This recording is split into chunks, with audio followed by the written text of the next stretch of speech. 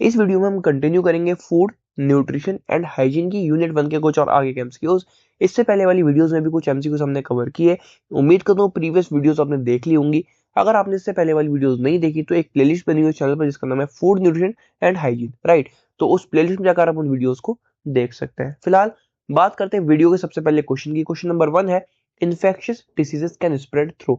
तो जो infectious disease होती है, जो इन्फेक्शन फैलाती हैं, वो डिसीज किसकी हेल्प से स्प्रेड होती है? एयर की हेल्प से, वाटर की हेल्प से, फूड की हेल्प से, या फिर all of these? Hair option D is correct, all of these. तो जो इन्फेक्शियस डिसीज होती है वो एयर के थ्रू भी स्प्रेड हो सकती है, फैल सकती है, वाटर के थ्रू भी हो सकती है, फूड के थ्रू भी हो सकती है।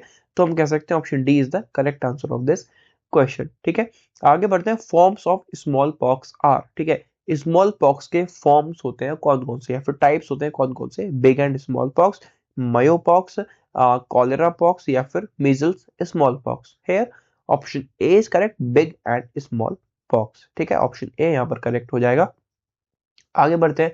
Sweat comes out of our skin through. Sweat यानी कि पसीना जो हमारी स्किन से आता है वो किस चीज के थ्रू आता है? हेयर के थ्रू, टिश्यू के थ्रू। हेयर अगेन इन्होंने वही सेम ऑप्शन रिपीट कर दिया, या फिर body pores. Hair option D is correct, body pores. Body pores होते हैं हमारी स्किन में बहुत छोटे छोटे से होल्स होते हैं, उन्हीं में से वो स्वेट हमारी बॉडी से बाहर निकलता है। ठीक है, आगे है, the cause of the spread of cholera disease is. इन्होंने यहाँ पर हमसे पूछा है कि क्या कॉज है कॉलरा डिसीज के स्प्रेड होने का, फैलने का।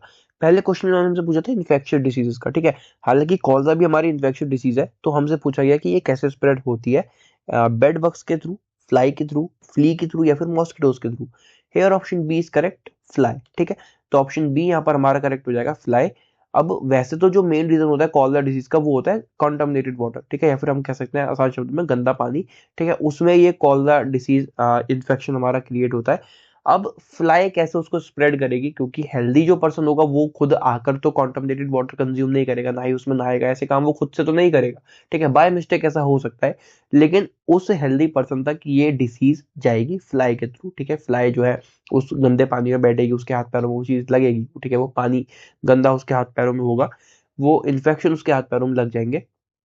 उसके बाद वो सेम फ्लाई किसी हेल्दी पर्सन के खाने पर जाके बैठ जाए। ठीक है, इसलिए कहा जाता है कि उसको हमेशा ढक्के में रखना चाहिए। उसके खाने में जाकर बैठ जाए, या फिर किसी पर्सन के हाथ पैर में जाकर वो बैठ जाए, कुछ ऐसा जो भी चीज वो खाने वाला है, पीने वाला है, उसमें वो गिर जाए। ठीक है, उसमें वो बैठ जाए, जब उसको कंज्यूम करेगा तो अल्टीमेटली वो वायरस जो होगा, वो इन्फेक्शन जो होगा, वो उसके अंदर पहुंच जाएगा, और इस तरीके से उसको वो कॉलरा डिसीज हो जाएगी। राइट, तो फ्लाई जो है बहुत बड़ा इसमें काम करती है उसको स्प्रेड करने का, और ये बहुत अच्छा काम नहीं है जो वो कर रही है। ठीक है, ये मैं समझता है कि वो अच्छा काम कर रही है, हमसे पूछा गया कैसे स्प्रेड होता है, बहुत अच्छा काम होगा ये। ठीक है, वो फिर बहुत ज्यादा दिक्कत क्रिएट कर देता है, बहुत ज्यादा प्रॉब्लम उससे हो जाती है। तो फिर यहाँ पर जो हमसे मेन रीजन पूछा गया था, मेन कौन उसको स्प्रेड कर रहा, तो वो फ्लाई है। ठीक है, हम मॉस्किटोज का एग्जाम्पल भी दे सकते हैं, पर मॉस्किटो उतना ज्यादा नहीं करेगा जितना फ्लाई करेगी। राइट, आगे बढ़ते हैं। Medium of transmission of tuberculosis is. क्या मीडियम है ट्रांसमिशन का ट्यूबरक्लोसिस का, जिसको हम टीबी भी बोलते हैं, ये भी एक डिसीज है। राइट, तो ये कैसे एक पर्सन से दूसरे पर्सन तक जा सकती है? By water, touching, by air, या फिर क्लोथ। ठीक है, तो किस चीज के थ्रू वो ट्रांसमिट हो सकती है? By air. ठीक है, तो अगर एक पर्सन को ट्यूबरक्लोसिस है, अगर वो खांस रहा है, वो छींक रहा है, या कुछ भी वो कर रहा है, तो उसके आसपास जो भी हेल्दी पर्सन होगा उसको भी वो चीज प्रॉब्लम, उसको भी वही प्रॉब्लम हो सकती है जो सामने वाले को थी। तो ये बेसिकली ये जो डिसीज है ये ट्रांसमिट हो जाएगी उस हेल्दी पर्सन में, राइट, बाय एयर। ठीक है, तो ऑप्शन सी यहाँ पर करेक्ट हो जाएगा हमारा। आगे बढ़ते हैं। Typhoid disease is also known by what other name. जो टाइफाइड डिसीज है उसको और दूसरे किस नाम से जाना जाता है? Intermittent fever, cholera, small pox, या फिर diarrhoea? Hair option A is correct, intermittent fever. तो इसको इंटरमिटेंट फीवर के नाम से जाना जाता है, और इसको एक नाम से और जाना जाता है, जो हो सकता है आपको ये वाला ऑप्शन ना दे के दूसरा ऑप्शन दे दे, जो कि है enteric fever. Right, enteric fever और इंटरमिटेंट फीवर के नाम से जाना जाता है टाइफॉइड को।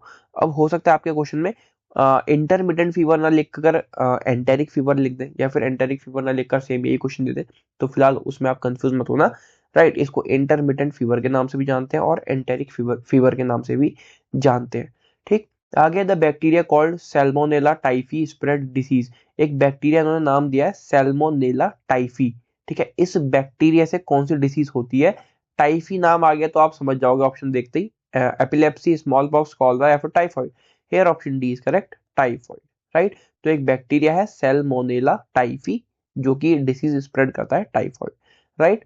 नेक्स्ट क्वेश्चन है which bacterium causes small pox disease, किस बैक्टीरिया से स्मॉल पॉक्स डिसीज होती है, विब्रियो कॉलरा, वेरियोला, माइक्रोबैक्टीरियम या फिर bacillus. Here option B is correct, variola, right. तो ये वो बैक्टीरिया है जिससे स्मॉल पॉक्स डिसीज होती है, राइट। आगे बढ़ते हैं, main symptoms of dynasty are diseases spread through water and food items. तो हमसे मेन सिस्टम पूछे डायनेस्ट्री के, डायनेस्ट्री वो डिजीज है जो वाटर के थ्रू या फिर फूड आइटम्स के थ्रू होती है, राइट। अब इसमें होता क्या है, blood with stool, pain in the intestines, twisting of the intestine या फिर all of these. Hair option D is correct, all of these. ये सारे ही सिम्टम्स है डायनेस्ट्री डिसीज के और सिम्टम्स ही हमसे पूछे थे इस क्वेश्चन में, ठीक है। तो ब्लड भी आता है स्टूल के साथ, पेन होता है इंटेस्टाइन्स में, और यहाँ पर जो हमारी इंटेस्टाइन होती है वो ट्विस्ट हो जाती है। तो हम कह सकते हैं option D is the correct answer of this question. ये सारे सिम्टम्स होते हैं डायनेस्ट्री डिसीज के जो कि स्प्रेड होती है पानी और फूड आइटम्स के थ्रू, राइट। आगे बढ़ते हैं, nitrogen present in the atmosphere is transported inside the soil in the form of mineral particles. तो ये किसकी हेल्प से होता है, ये हमसे पूछा गया है। जो नाइट्रोजन प्रेजेंट होती है एटमॉस्फेयर में वो ट्रांसपोर्ट होती है inside the soil in the form of mineral particles. ये किस चीज की हेल्प से होता है वो हमसे पूछा जा रहा है, ठीक है। एनिमल्स, मैन, बैक्टीरिया या फिर tree. Here option C is correct, bacteria, ठीक है। तो ये काम होता है बैक्टीरिया का, राइट। आगे है कार्बन डाइऑक्साइड गैस इज, जो कार्बन डाइऑक्साइड गैस है वो होती है कैसी, इम्प्योर, लाइट, प्योर या फिर heavy. Here option C is correct, pure. तो जो कार्बन डाइऑक्साइड गैस है, CO2 गैस है, वो प्योर होती है। क्यों? क्योंकि इसमें फिक्स्ड कॉम्पोजिशन होता है 1 कार्बन एटम का और 2 ऑक्सीजन एटम्स का, ठीक है। प्योर होती है क्यों? क्योंकि इसमें फिक्स्ड, दोबारा से बता रहा हूँ, फिक्स्ड कंपोजिशन होता है 1 कार्बन एटम का और 2 ऑक्सीजन एटम का, राइट। तो इसलिए CO2 को प्योर गैस भी कहा जाता है, ठीक है। आगे बढ़ते the medium of transmission of germs is, germs को ट्रांसमिट करने का मीडियम होता है क्या, किसके थ्रू जर्म्स ट्रांसमिट होते हैं एक सिक पर्सन से हेल्दी पर्सन में, एयर के थ्रू, फ्लाई या फिर मॉस्किटो के थ्रू, बाय टच या फिर कॉन्टैक्ट के थ्रू या फिर all of these. Hair option D is correct, all of these, ठीक है। अगर एक सिक पर्सन है, ठीक है, उसको बहुत ज्यादा बीमारी हो चुकी है कोई जर्म्स वगैरह की वजह से, तो उसके जर्म्स किसी हेल्दी पर्सन में एयर के थ्रू भी जा सकते हैं, अगर वो खांसता है, अगर वो छींकता है, ठीक है, तो सामने जो हेल्दी पर्सन बैठा है उस तक वो जर्म्स ट्रांसमिट हो जाएंगे। फ्लाई और मॉस्किटो ये काम करेंगे कि जो सिक पर्सन है उसके खाने पर वो बैठ जाए, उसको काट ले और फिर जाकर वो जो हेल्दी पर्सन है उसके ऊपर जाकर बैठ जाए, फिर उसको वो काट ले, तो वो हमारा फिर से उसको जर्म्स उसमें ट्रांसमिट हो जाएंगे। अगर कोई सिक पर्सन जिसके अंदर जर्म्स हैं, अगर वो किसी हेल्दी पर्सन को टच करता है, फिर उसके कांटेक्ट में आता है, तो भी अल्टीमेटली जो जर्म्स हैं वो ट्रांसमिट हो जाएंगे उस हेल्दी पर्सन में। तो ये सभी मीडियम्स हैं ट्रांसमिशन ऑफ जर्म्स के, राइट। तो ऑप्शन डी यहाँ पर करेक्ट हो जाएगा हमारा। आगे बढ़ते हैं, the pathogen which we call pollution is present in. तो जो पैथोजेंस होते हैं जिनको हम पॉल्यूशन बोलते हैं वो प्रेजेंट होते हैं किस में, वाटर में, जर्म्स में, मॉइस्चर में या फिर हीट में।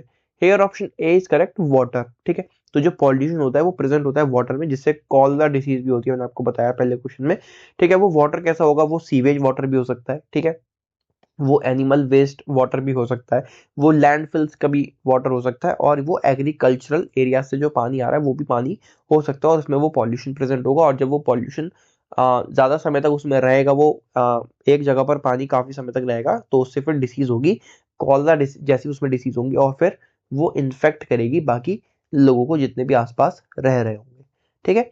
आगे, व्हाट आर इन्फेक्शियस डिसीजेस। तो इन्फेक्शियस डिसीज इसमें से कौन कौन सी, वो हमसे पूछा जा रहा है, कॉलरा, पोलियो, इन्फ्लुएंजा या फिर all of these. Hair option D is correct, all of these. ये सारी ही इन्फेक्शियस डिसीज है जो किसी ना किसी इन्फेक्शन से होती है। थोड़ा जान लेते हैं इनके बारे में। जो कॉलरा हमारी डिसीज है वो बैक्टीरिया की वजह से होती है, ठीक है। जो पोलियो है वो कंटामिनेटेड फूड और वाटर की वजह से होता है, ठीक है। इसमें लगभग 5 साल तक के बच्चे जो है अफेक्ट होते हैं, राइट, ठीक है।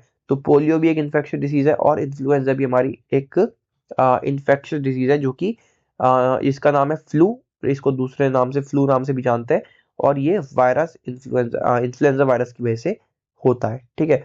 तो ये तीनों ही हमारी इन्फेक्शियस डिसीजेज है, और तो हम यहाँ पर कह सकते हैं option D is the correct answer of this question, ठीक है। एक लास्ट क्वेश्चन है इस वीडियो का, an example of a non communicable disease is. पहले अभी समझो कि ये कम्युनिकेबल डिसीजेज और नॉन कम्युनिकेबल डिसीजेज कौन सी होती है। तो कम्युनिकेबल डिसीजेज वो डिसीजेज होती हैं, वो बीमारियां होती हैं जो एक पर्सन से दूसरे पर्सन तक जा सकती है, ट्रांसफर हो सकती है, ट्रांसमिट हो सकती है। और नॉन कम्युनिकेबल डिसीजेज वो डिसीज होती हैं, वो बीमारियां होती हैं जो एक पर्सन से दूसरे पर्सन ना पहुंचे, बल्कि वो डिसीज किसी और रीजन से किसी को हो रही हो। ठीक है, तो गोट, हाई ब्लड प्रेशर, कैंसर या फिर ऑल ऑफ दीज, इन्होंने हमसे एग्जाम्पल पूछा नॉन कम्युनिकेबल डिसीज का। ठीक है, तो कैंसर, हाई ब्लड प्रेशर, गोट, इनमें से कौन सी होगी non communicable disease? Option D, all of these. ये हाई ब्लड प्रेशर है, गोट है, कैंसर, ये सारी नॉन कम्युनिकेबल डिसीज है। ये ऐसा नहीं है कि अगर एक पर्सन को है तो उसके सामने जो भी पर्सन है उसको भी हो जाएंगे उसके संपर्क में आने से। ठीक है, ऐसा नहीं होगा, राइट। तो ये हमारे नॉन कम्युनिकेबल डिसीजेस होते हैं। कम्युनिकेबल वो होते हैं जो एक पर्सन को अगर है और उसके कांटेक्ट में दूसरा कोई हेल्दी पर्सन आए तो उसको भी हो जाए, वो कम्युनिकेबल है। ये नॉन कम्युनिकेबल है, जैसे कैंसर, हाई ब्लड प्रेशर, गोट। ठीक है, इनको अगर ये बीमारी किसी एक पर्सन को है और सामने कोई और पर्सन के कांटेक्ट में आता है तो उसको सेम ये चीज नहीं होगी, राइट। तो इसलिए ये नॉन कम्युनिकेबल डिसीज होती है। ठीक है, तो ये थे कुछ और आगे के MCQs food nutrition and hygiene की यूनिट 1 के। इस वीडियो में बस इतना ही। इस तरह से जो भी आगे के एमसीक्यूज होंगे वो हम आने वाली वीडियोस में कवर करेंगे। उन वीडियोस के लिए आप चैनल को सब्सक्राइब कर लो और अपने दोस्तों के साथ वीडियो को शेयर करना मत भूलना। मिलते हैं अगली वीडियो में। Till then take care and bye bye and all the very best for your exams.